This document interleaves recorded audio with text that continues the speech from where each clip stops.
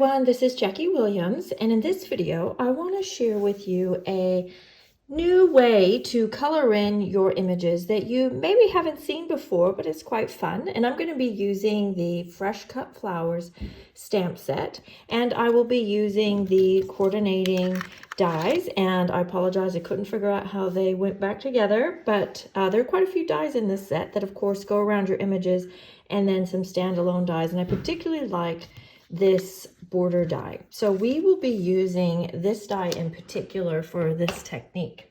So I have set up the large flower stamp on the Stamparatus, and I've put my paper inside of the tool, and I'm going to stamp this in basic gray. You could use basic black.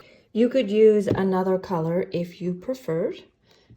Just going to stamp that down. I'm not too worried about what it's going to stamp like right now because we're going to stamp it again later. Now what I've done is I have cut this die out of a piece of scrap paper, and I'm going to fit that over my stamped image and then very carefully place the magnets in place without moving that white piece if possible. There we go. Then what I'm going to do is use two very light colors, and I'm going to use So Saffron and Soft Seafoam and my sponge daubers. Now I got this idea just from examining a sample that Stampin' Up put out, and I thought it was quite a fun idea. And what I'm going to do is just use my sponge daubers to just give some color around the leaf images. And as you can see, it's fairly imperfect, which is why initially I'm just using a very light color.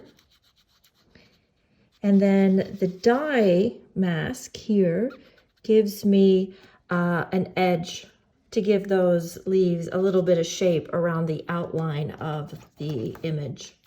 Now then, I'll do the same with the So Saffron and the actual flowers. Now you just want to test your own ink pad. Some of my ink pads are, of the same color, or lighter than others, just depending on how much ink they have in them. So you may want to dab it off a bit first before you put it on your project. So you see that we very quickly colored in our flowers. Now I do want to add just a little bit more detail to my flowers, so I'm going to add a bit of pale papaya with a sponge dauber. Now this one is a newer ink pad, so I know that it's a lot more wet than my So Saffron, so definitely going to just dab it off a little. And that really brings them to life. And then if you would like, you can even add a third or fourth color. I'm just going to add a little bit of rich raspberry. Now, rich raspberry is quite an intense color. So I'm going to dab that off quite a bit and just add a bit of that nice, rich, purpley color there in the middle. I actually love how those colors together. I love how that looks. Okay, now before I move it though, I want to go back and add a little more detail to my leaves. You could leave it like this if you want. I'm going to first just take I've got the dark, actually I think it's the light Calypso Coral. I'm just going to add a little color to these little buds or berries in here, like that. And then I have the light mint macaron and the dark soft seafoam, and you can just add a bit more color in like these inner leaves, and you could add just a little bit of a darker color even in these ones that you inked. So then you're just going to have a nice light soft seafoam haze around them, while the inside the lines is a little more detailed. And I like using the two different greens. They're just very slightly different.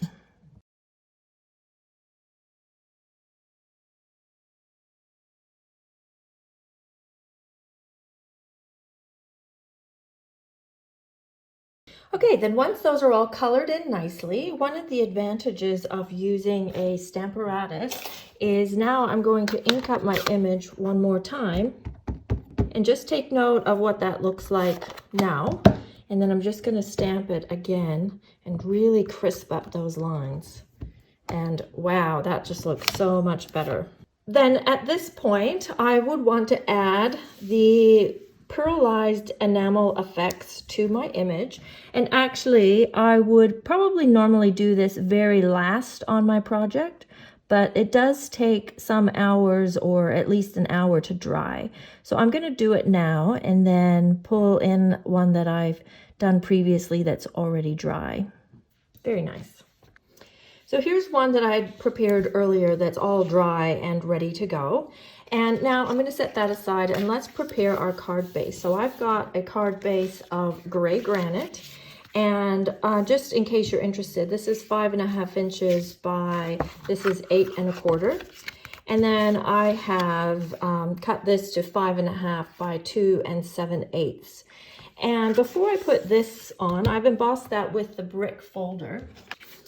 I'm just going to ink it up a little bit. This brick folder is probably hands down my most used embossing folder. One, I think it's just a nice general one that goes with all sorts of images, but I also really love how the bricks are different heights or different reliefs. So when you brush ink on it, here I've brushed on soft suede just for something a little different. It picks up ink differently for each brick, so you get this really just great look. This looks particularly nice with the white ink too. And then I'll go ahead and put that onto my card front. And I've just cut this, I believe, slightly smaller than my card front. There we go. And then this piece, I want to use that really great border die that comes in the die set. And I want to put that on either side of my flower. So what I'm going to do is put dimensionals up either side of the back of my flower. Then I'm just going to simply position this on either side, and if I've cut it correctly, it should just match just right. And I see I've missed a few of these. I'll just get those out quickly, and then do the same thing on the other side. There we go. That's quite beautiful. I can imagine this being quite a nice detail for a wedding card, for example. And then I'm going to go ahead and put this on my card front. Now this stamp set doesn't come with any words, which gives you some flexibility, I suppose, to use words of your choice. In this case, I have used words from the Sending Smiles. This, I have to say, was not a stamp set or bundle that jumped out at me as a must-have, but I think this is probably from the new annual catalog, one of my most used sets, largely because of these just kind of small, very typeset looking words. They're just really nice to work in with your other images like this one. So I've just chosen a card to say hello. I'm also going to use these textural elements. These are technically in the Christmas catalog, but there's no reason why they need to be limited to Christmas. And I thought they were a nice match with the craft paper that I'm going to use for the words. And just a little dot of glue on each of these berries I think will be adequate.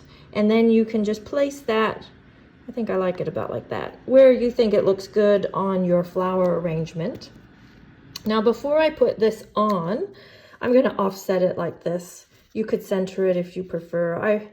I prefer something a little more like this. I'm going to just add a little bit of ribbon, and I'll use the gray granite satin ribbon. And a tip that I picked up from one of the artisans, I'll do it that way. They occasionally put up posts, is instead of tying a bow behind, you can just put down a tail and then a loop and then a loop and then another tail. And then when you turn it over, actually if I got them a little closer together, then you will have the look of a bow without needing to tie one or having the lump of a knot in behind. And I like the look of the brown and the gray together. So I just wanted to use a little bit of linen thread, and I'm just going to fold it in half like that and make a loop and just have that sitting behind. It doesn't need to be in a bow or doing anything. It's just for a little bit of texture and color there. Okay, then I'm going to use, you could use dimensionals, but I'm going to use the foam adhesive strips just because, one, they're thin, and two, they're just that little bit taller than the dimensionals. So I'm just going to put it on about like that, so that it's the same height all the way across between the ribbon and this textural element behind. You know, there's quite a bit of height there. And then I think I'll just do one last thing on the front of my card, and that is, to me, it looks a little bit blank up here, which is fine if you like the clean and simple look, but I'm just going to take one of my markers and add just a little bit of splatter like that. There. I love that. And then on the inside of the card, I've just stamped the flowers again, and I'm going to leave them uncolored and leave all the color there on the front, but that again is up to you. And I feel like with the pearlized enamel effects, it doesn't need a lot more on the front or anything more, to be honest. Okay, let me show you another few samples using the fresh cut flowers. So this is just a very simple note card. I'm loving these craft note cards and envelopes. And this time I've used the small square stitched with whimsy die and just added the little flower image and made it into a little white daisy. So on top of the craft is a nice opportunity to create a white flower. And then for this one, I have used actually the gnome paper, and I thought this could potentially be a nice Christmas card, particularly for those of us who have Christmas in the middle of summer. And I've just masked and blended on a little oval shape, or you could use the watercolor shape stamp set, and then use the small flower out of the fresh cut flowers and colored that in. And then this one is a very fun one. I've done some double stamping, and I have a video on YouTube for this one. It will be published 23rd of September if you're watching this before then. And for this one, because I've used the line art flowers, I felt that the words needed to be a little more solid just to balance it out. So I've used the Good Feeling stamp set and used these nice bold solid words on that one. And then another sample, this one was actually designed by my team member Angela Palmer, and is a little bit of a fun fold, and that's just been watercolored and then used some pretty papers behind. And then my last sample is one that I made for a techniques class, and this one we have whitewashed the flowers. We've painted it with white ink and then colored ink over top, and notice the different colors of greens there in the greenery, just for something a bit fun and different.